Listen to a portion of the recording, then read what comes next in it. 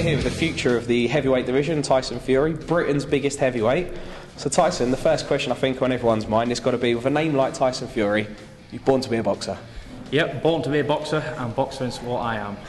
We're in your actual gym, which is in your backyard, really. So yes. What's it been like working out with your family around you? It's been really good.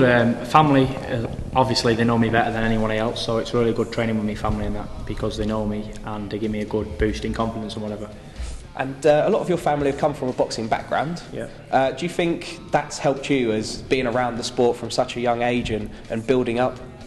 Yeah, it has helped me, because my dad was a professional boxer, my uncles, most of them are professional boxers, and most of my cousins are professionals or amateur boxers, so it's just in my genes to be a boxer, and I do think it has helped me a lot growing up around it, because it's always been there, if you know what I mean.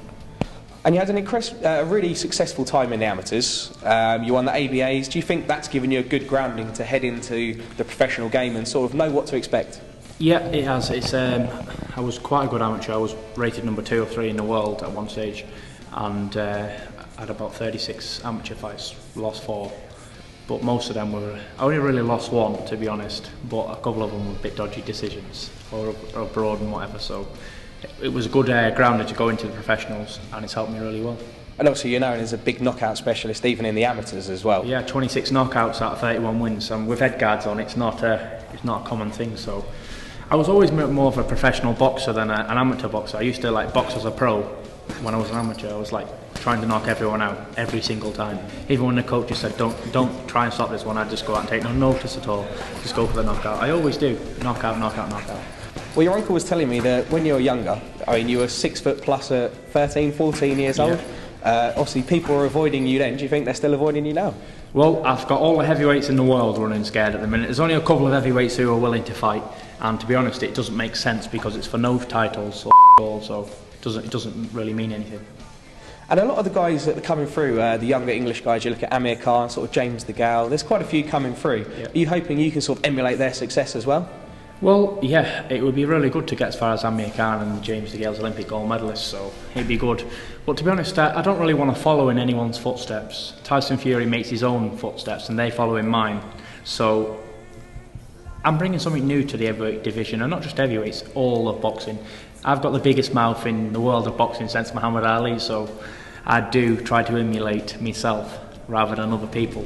And do you think that confidence really helps you? And obviously you said you're confident, whether it's talking, fighting, whatever you do, that's got to help once you go in the ring. When you go in the ring, a lot of these fighters are like they're going to the guillotine.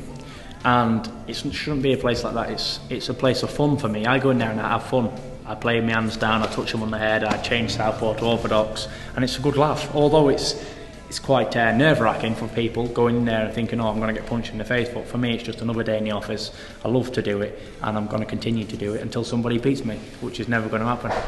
So is that where you feel most at home then? Once you step in this ring, that's where you feel, right, this is my space, this is my time to sort of show what I can do? Yeah, when I get in this ring, I think, yeah, this is my time to shine. They're going to have to kill me to beat me, because they're not going to knock me out because I've got a chin of steel. They're not going to outspeed me because I'm the fastest heavyweight in the world. They're not going to outgame me because I've got balls like King Kong. And they're not going to out-art me because I've got an art of a lion. So how are they going to beat me, to be honest? The only way of beating me is robbing me, giving me a bad decision, or I've come in not prepared with a cold. If I prepare properly, have the right sparring, no one can beat me, not even the Klitschko's, nobody. And obviously, so far, I mean, you're already 13-0, you hold the English title. Yeah. Now, we know Derek Chisora holds the British title, but obviously he's fighting Vladimir Klitschko next. Yes. But, what's your thoughts on that?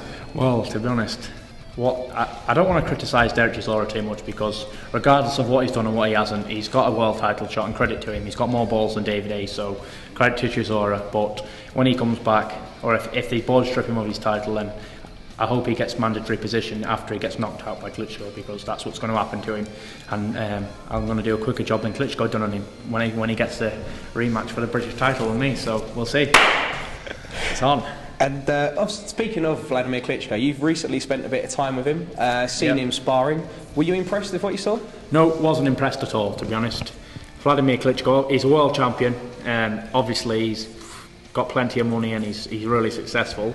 But like I say, I'm totally different to Vladimir Klitschko or Vitaly Klitschko even. They're like robots and I'm like, I don't know, something different.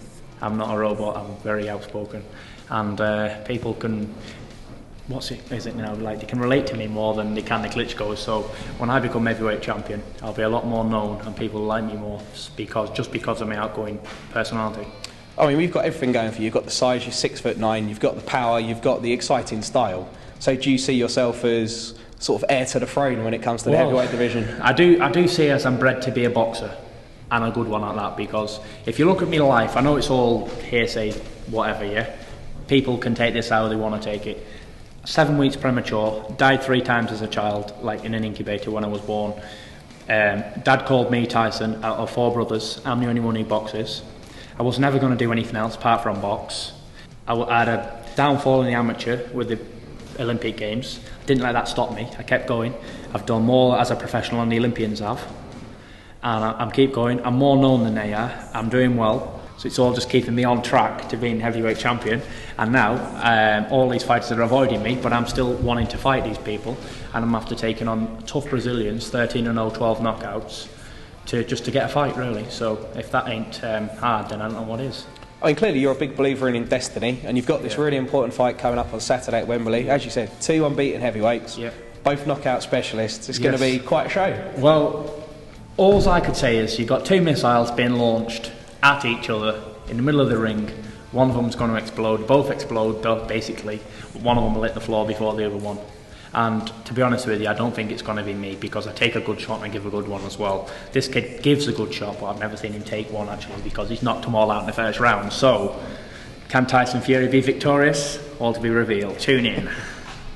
And we also know that you spent a bit of time with Vladimir's trainer, Emmanuel Stewart, who's also, when he's worked with greats like Lennox Lewis. Yes. So for him to come out and say that you're the future of the heavyweight division, it was good. How much confidence has that given you? Well, I already had 1,000,000% confidence, but that's just boosted me again, because he's a world-renowned top man, like trained all the top champions and whatever. So if he sees it in me, then I see it myself, and everyone else sees it. So it's definitely going to happen. It's just a time of where and when.